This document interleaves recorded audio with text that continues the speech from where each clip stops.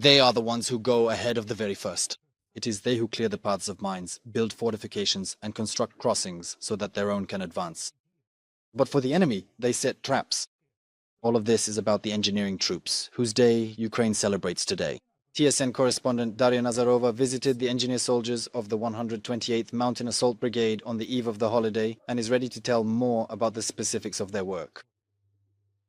Without the participation of these soldiers, it is impossible either to defend or to advance. Moreover, without their work, it is hard to imagine modern positions, the construction of which begins with the simplest and probably the most difficult task, digging trenches.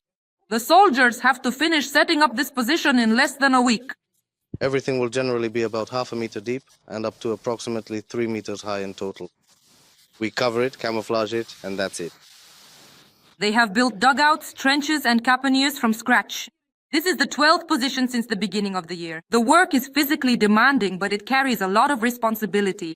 We do this for the guys so that every individual is comfortable, safe, and so that, as they say, our enemies can't see us. This is all done for the comfort and safety of all involved. Everything is for the sake of victory. While everyone is digging, someone is always watching the sky because an enemy drone could attack at any moment. We have a gut feeling.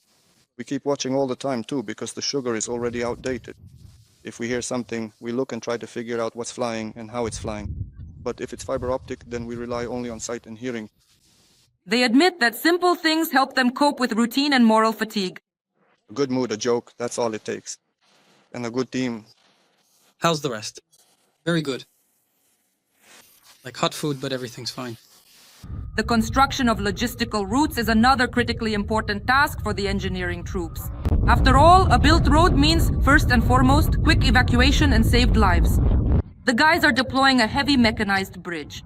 And here, literally in 15 minutes, where there has never been a road, an entire crossing will appear that can withstand vehicles weighing up to 60 tons.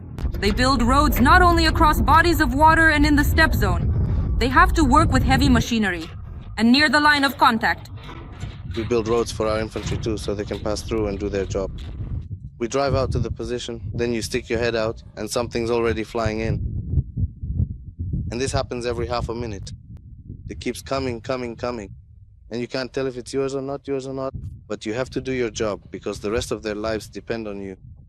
The closer you get to the front line, the more dangers come from the sky. Sometimes you have to sprint a few kilometers at a fast pace, but no one is insured against this. When the grass is tall, you sit in the zone and they just pass through because of poor visibility. The sun blinds the cameras. Same goes for the wings.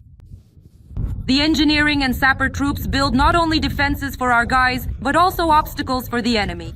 We assemble MPPs, Yagoza, mini barriers, mines, so that the enemy can't get directly to our positions.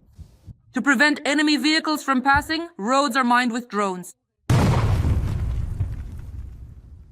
Engineers not only go out to the front line, but often work even behind enemy lines. There, they set traps for the occupiers and install barely noticeable obstacles. It changes color. It becomes the color of dry grass. Even if you look at it from 3 meters away, you won't see it.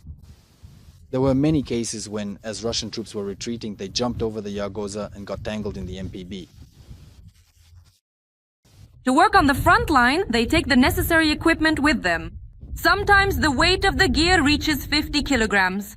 The gear weighs roughly around 20 kilograms, give or take. If you take his tooth into account, that's 25 to 30 kilograms. The MPP is from 15 to 22. And the mines, depending on the quantity. Anti-tank ditches, Dragon's Teeth, and Yagoza are the obstacles that will hold back the enemy. The anti-tank device works in tandem with the MPP. These are minor obstacles that can take people out of action, as well as lightly armored vehicles, and even heavy armored vehicles might be vulnerable to them. There's work for them in the rear as well. They're building fortifications to prevent the enemy from reaching the regional center. Daria Nazarova, Ivan Koroshko, Andriy Kupovka, Zaporizhia, TSN. 1+1, Marathon. United News. 2 Russian enterprises halted their operations immediately after last night's drone attack. Specifically, this concerns a petrochemical plant in Bashkiria and the Nizhny Novgorod oil refinery. At the same time, the Russians report that their air defense destroyed 85 Ukrainian UAVs overnight, mostly in the Voronezh and Nizhny Novgorod regions. Meanwhile, local residents are posting footage of the fires. More details from Yaroslava Marushchenko. The city of Kstovo, Nizhny Novgorod region. Last night, locals there couldn't sleep because of a series of explosions.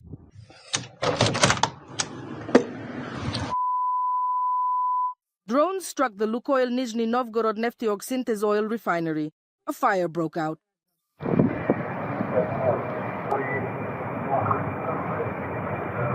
This refinery is located about 800 kilometers from the Ukrainian border. It has already been attacked multiple times by long-range drones. This refinery is one of the leading ones in Russia and is crucial for supplying the Moscow region. Every year, 17 million tons of oil are processed here, producing automotive, aviation, and diesel fuel. According to local social media, the Siburg-Stovo petrochemical plant, which is located next to the refinery, was also affected by the drone attack in Kstovo. Among other things, they produce components for explosives there. Damn, the whole sky is just red over there. It was loud in Bashkortostan as well. There, in the city of Sterlitamak, at least 2 explosions were heard. Some of the townspeople were caught by them after a loud party. Give me your hand. Give me your hand, you're drunk. The attack was clearly aimed at a petrochemical plant whose products are also used in the defense industry. At first, the local authorities denied the attack on the enterprises and claimed that the explosion occurred in one of the water treatment plant workshops, which partially collapsed as a result. However, later the local governor acknowledged that the plant had indeed been attacked by drones. At the same time, NASA satellite images confirmed that as early as 4 in the morning, a fire was raging on the plant's territory.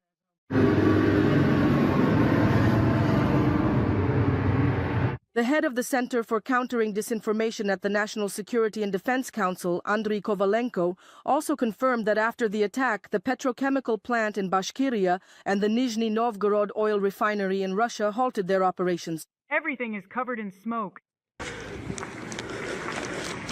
Explosions were also heard in Lipetsk. The city woke up at night to the sound of sirens.